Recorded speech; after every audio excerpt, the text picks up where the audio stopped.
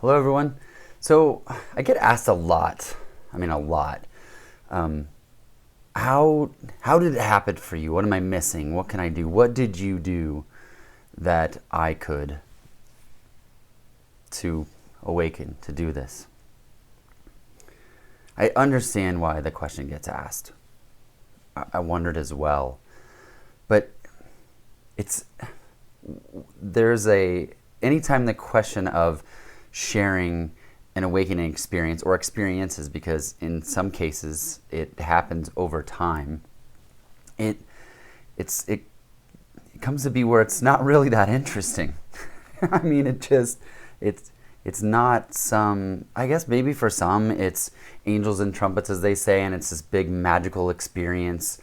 But even in a big magical experience, what is seen is just, oh, I this illusion, this dream that I've been living as a separate person is just that. It's an illusion. It's a dream. And so initially, laughter arises, sometimes tears about it, but post that finding, that knowing, that discovery,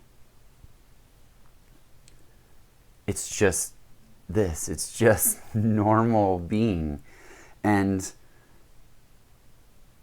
that in itself is beautiful, because there's this programming that's been running on and on, a belief in the thoughts that are rising, the feeling of the need to follow those and solve them and figure out, what they mean, why are they coming up? And they just come up. They just happen. They come from nowhere. They're going nowhere. And there is no reason. You're welcome to follow them and search for meaning behind them.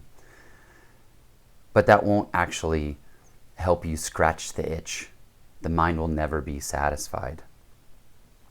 So I could tell you that there were 20 years of meditation, that there was focus on the breath, that there were nearly 100 books read, hours of videos, mantras, etc., talking to people.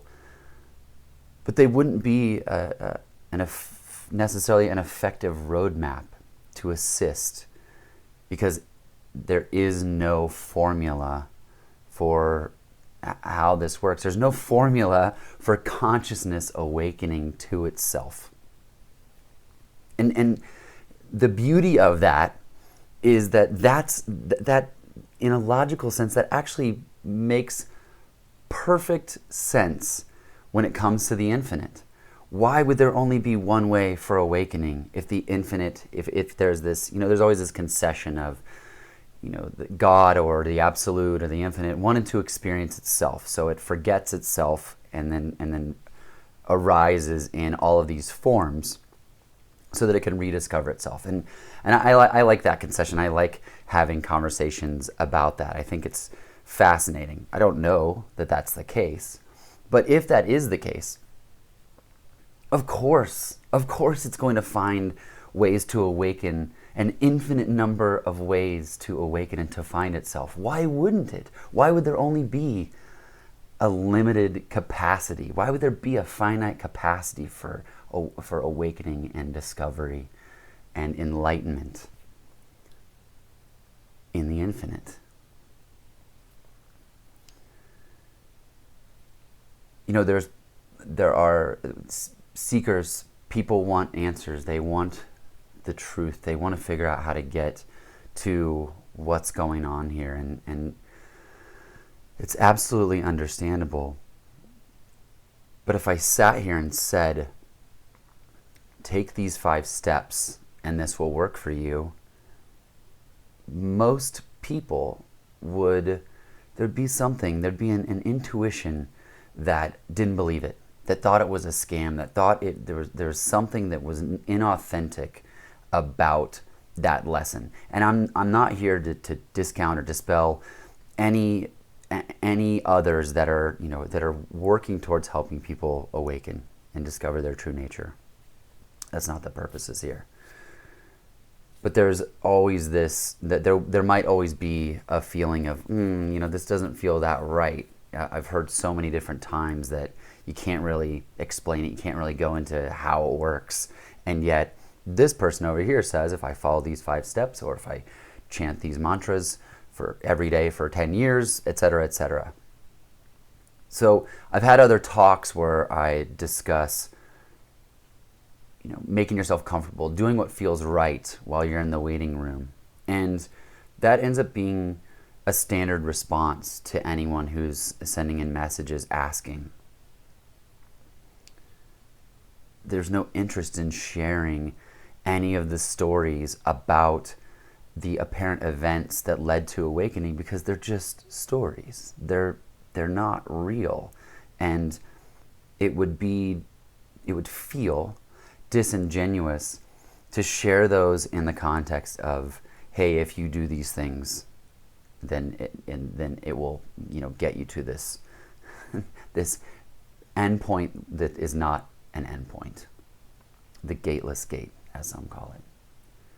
So, if you're wondering, okay, dude, thanks for nothing again. That's all you get on this. That's all you get on these talks is nothing. It's the best thing ever. I say, if you find, and I don't even, sometimes I hesitate. I say, if you find something that creates peace, do that. And that's actually a safe recommendation. And yet there's a knowing that some of the biggest awakening events have come through trauma and through pain and suffering, this apparent suffering. And there was even a glimpse here with a really horrific personal event with my family. And I'm not saying go out and seek those either. That's the thing. There's nothing to do. But find things that bring you comfort. If you can't meditate, don't do it. If yoga hurts, don't do it. Or do it. Maybe the pain in yoga. Oh man, this gets ridiculous in explaining. But we'll march on. Find the things. Find whatever's calling. Whatever's coming forward. If there's an interest in that, do it. That is. I always trip over my own words when I say life living through you, but you are life itself. So that action, that karma, and that's what karma means. It means action or movement. It doesn't mean the other stuff that everybody usually talks about with past lives. Your karma, your movement is saying, I think I'll read this book. I think I'll go to this. I think I'll go to this retreat. I think I'll do this. I think I'll talk to this person. Then do that. Make that effort. Nisargadatta Maharaj said pretty consistently, earnestness will get you there. Your earnestness, your focused effort on this, on figuring out who it is that you are, will get you there. You can't do this incorrectly. You cannot go wrong. So listen to your intuition. See what comes naturally, and then do that. And I hate saying this, but I have to. Don't do it with any expectation of some sort of outcome. Don't. Just do it because you're doing it. Do it because you're going to do it anyway, because that's your karma. That's your movement. So listen to that and move through this dream, move through this illusion, knowing that everything that happens and everything that you do is the way that it's supposed to be. There's no textbook, there's no steps that can be shared that are that. So it's best to just listen to what comes from the inside, because ultimately all you're doing is just turning back on the inside and discovering what it is that you truly are, which is everything.